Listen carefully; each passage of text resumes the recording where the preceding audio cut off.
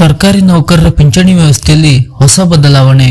ನಿವೃತ್ತಿ ವಯಸ್ಸು 70ಕ್ಕೆ ಏರಲಿದೆ ಎಂಬ ಚರ್ಚೆ. ಈ ಹೊಸ ನಿಯಮ ಜಾರಿಯಾದರೆ ಉದ್ಯೋಗದಾತರಿಗೆ ಭಾರಿ ಸಂಕಷ್ಟ. ಹೌದು, ಭಾರತದಲ್ಲಿ ಪಿಂಚಣಿ ವ್ಯವಸ್ಥೆಗೆ ಸಂಬಂಧಿಸಿದಂತೆ ಹಲವು ಗೊಂದಲಗಳಿವೆ. ಅಲ್ಲದೆ ಹಳೆಯ ಪಿಂಚಣಿ ಹಾಗೂ ಹೊಸ ಪಿಂಚಣಿ ವ್ಯವಸ್ಥೆ ವಿಚಾರವಾಗಿಯೂ ಗೊಂದಲಗಳಿವೆ. ಹಳೆ ಪಿಂಚಣಿಯನ್ನೇ ಜಾರಿ ಮಾಡಬೇಕು ಎನ್ನುವ ಆಗ್ರಹಗಳು ಇತ್ತೀಚೆಗೆ ಜೋರಾಗಿ ಕೇಳಿ ಬರುತ್ತಿವೆ. ಇತ್ತೀಚಿನ ವರ್ಷಗಳಲ್ಲಿ ಮಧ್ಯಪ್ರಾಚ್ಯದಲ್ಲಿ ಎದುರಾದ ಯುದ್ಧ ಸೇರಿದಂತೆ ಹಲವು ಕಾರಣಗಳಿಗೆ ಭಾರತವು ಸೇರಿದಂತೆ ವಿವಿಧ ರಾಷ್ಟ್ರಗಳು ಆರ್ಥಿಕ ಸಂಕಷ್ಟವನ್ನು ಎದುರಿಸುತ್ತಿವೆ.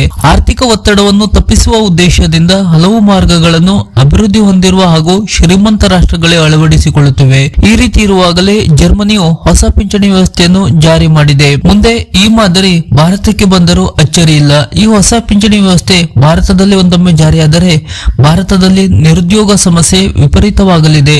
ಇಷ್ಟಕ್ಕೂ ಜರ್ಮನಿಯಲ್ಲಿ ಜಾರಿಯಾಗಿರುವ ಹೊಸ ನೀತಿ ಏನು ಎನ್ನುವ ವಿವರ ಇಲ್ಲಿವೆ.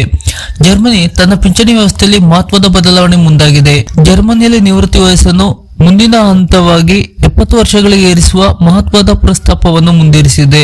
ವಯಸ್ಸಾದವರ ಜನಸಂಖ್ಯೆ ಮತ್ತು ಹೆಚ್ಚುತ್ತಿರುವ ಪಿಂಚಣಿ ಹೊರೆ ಕಾರಣಕ್ಕೆ ಜರ್ಮನಿಯು ಈ ರೀತಿಯ ನಿರ್ಧಾರವೊಂದನ್ನು ತೆಗೆದುಕೊಂಡಿದೆ. ಆದರೆ ಇದೇ ಮಾದರಿಯನ್ನು ಭಾರತದಲ್ಲಿ ಜಾರಿಗೊಳಿಸಿದರೆ ಪರಿಸ್ಥಿತಿ ಭಿನ್ನವಾಗಿರಲಿದೆ.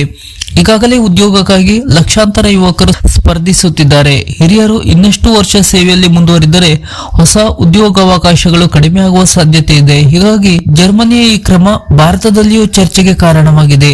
ನಿವೃತ್ತಿ ವಯಸ್ಸು ಹೆಚ್ಚಿದರೆ ಉದ್ಯೋಗ ಕೊರತೆ ಮತ್ತಷ್ಟು ತೀವ್ರವಾಗುತ್ತದೆ ಎಂಬ ಪ್ರಶ್ನೆ ಮುನ್ನೆಲೆಗೆ ಬಂದಿದೆ. ಪಿಂಚಣಿಯ ಕಾರಣಕ್ಕೆ ಈಗಾಗಲೇ ಭಾರತೀಯ ಸೇನೆಯಲ್ಲಿ ಹಲವು ಬದಲಾವಣೆಗಳನ್ನು ಮಾಡಿಕೊಳ್ಳಲಾಗಿದೆ.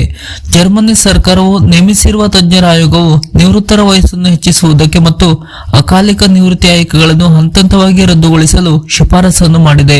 ಜರ್ಮನ್ ಚಾನ್ಸಲರ್ ಫ್ರೆಡ್ರಿಕ್ ಮೆರ್ಜ್ ಈ ಶಿಫಾರಸುಗಳನ್ನು ಬೆಂಬಲಿಸಿದೆ. ಇದು ಭವಿಷ್ಯದ ಪೀಳಿಗೆಗೆ ಪಿಂಚಣಿ ಯೋಜನೆಗೆ ಸಹಕಾರಿಯಾಗಲಿದೆಂದು ಹೇಳಲಾಗಿದೆ.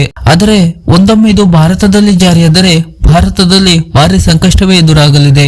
ಭಾರತದಲ್ಲಿ ಈಗಾಗಲೇ ಸರ್ಕಾರಿ ಉದ್ಯೋಗಗಳಿಂದ ನಿವೃತ್ತರಾಗುವವರ ವಯಸ್ಸನ್ನು ಹೆಚ್ಚಿಸಲಾಗಿದೆ. ಇದು ಹೊಸದಾಗಿ ಉದ್ಯೋಗ ಹುಡುಕುತ್ತಿರುವವರಿಗೆ ಭಾರಿ ಸಂಕಷ್ಟವನ್ನು ತಂದೊಡ್ಡಿದೆ. ಹೀಗಾಗಿ ಹೊಸದಾಗಿ ನಿವೃತ್ತಾವಧಿಯನ್ನು ಹೆಚ್ಚಿಸಿದರೆ ಭಾರತೀಯ ಯುವಕರಿಗೆ ಇನ್ನಷ್ಟು ಸಂಕಷ್ಟ ನಿಶ್ಚಿತ ಎಂದು ಹೇಳಲಾಗುತ್ತಿದೆ. ಈ ಬಗ್ಗೆ ಸರ್ಕಾರ ಇನ್ನೂ ಯಾವುದೇ ತೀರ್ಮಾನ ತೆಗೆದುಕೊಂಡಿಲ್ಲ.